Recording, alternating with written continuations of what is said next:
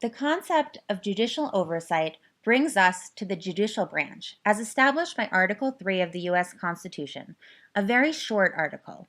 Little about the federal court system is actually defined in the Constitution. In fact, judicial review, the interpretation of the laws as being constitutional or unconstitutional, was something actually not stated in the Constitution. Instead, this idea as a principle of the Constitution was actually not officially decided upon until a little less than 15 years after the Constitution went into effect.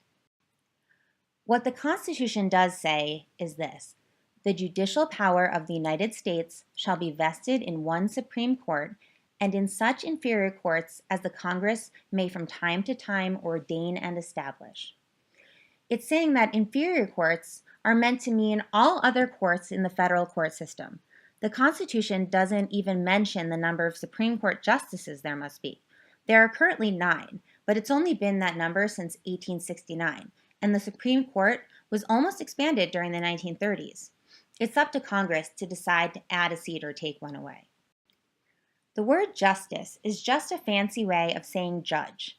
Federal judges are appointed by the president and confirmed by the Senate.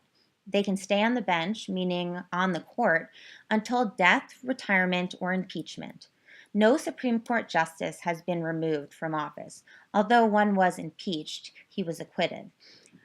As of 2018, Justice Antonin Scalia is the last justice to have died while still in office. Justice Anthony Kennedy will retire as soon as his replacement is confirmed by the Senate.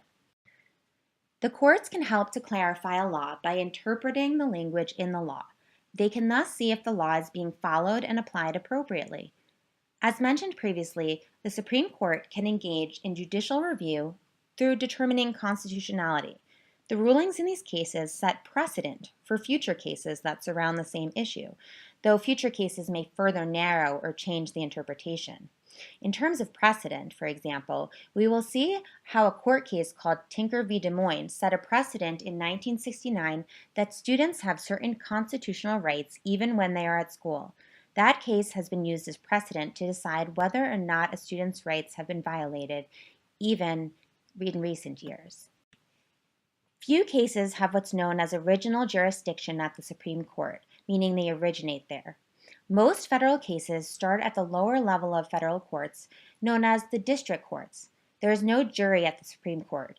It is an appellate court, not a trial court. Most cases do not end up at the Supreme Court because the Supreme Court decides to hear very, very, very few of them. They usually try to choose cases that have not been previously decided upon and or have the potential to set new precedent. All cases originate in a trial court. A judge or jury weighs the evidence in order to decide who is guilty or responsible or innocent or not responsible related to the crime or disagreement. After a trial, either party can appeal or challenge the verdict or outcome of the case if they think there was an error during some part of the trial. An appellate court is required to hear the case if appealed. However, one cannot just appeal because they simply don't like the verdict. They have to think there was some sort of error in how the case itself went. Maybe the jury selection was biased, a piece of evidence was not made available, or certain circumstances were not considered. The appeals court can affirm the case and let the decision stand. It can reverse the decision of the case or remand the case back to trial court for a new trial. People can appeal to the Supreme Court if they don't like the appellate court's decision, but again, the chances of this case being heard at the Supreme Court are minuscule. The way cases move through the court system works similarly at both the state and federal levels. The U.S. Constitution only calls for a federal court system. However, states have their own court systems and their own Supreme Courts. Cases may occasionally jump from state to federal court if it is found to be a constitutional issue. Otherwise, these systems operate independently. A case is not determined to be a federal case because it is more or less important. It simply has to do with what laws have possibly been violated. For an example, most rape and murder cases are determined at the state level because they have to do with a violation of state laws.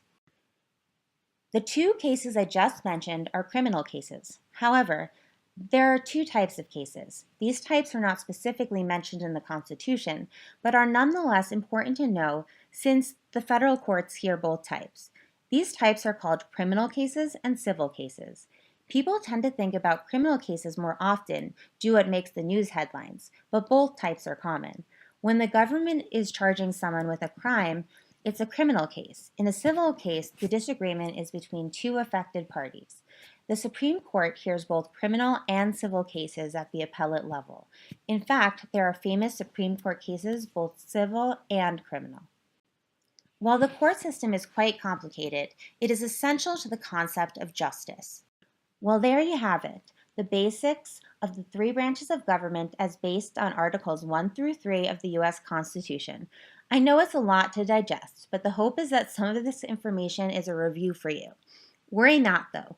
The great thing about this being a podcast, and a three-part one at that, is that you can repeat and pause on whatever information and slides you are learning for the first time. Also remember to ask questions in class about the areas in which you are confused. Thanks for listening.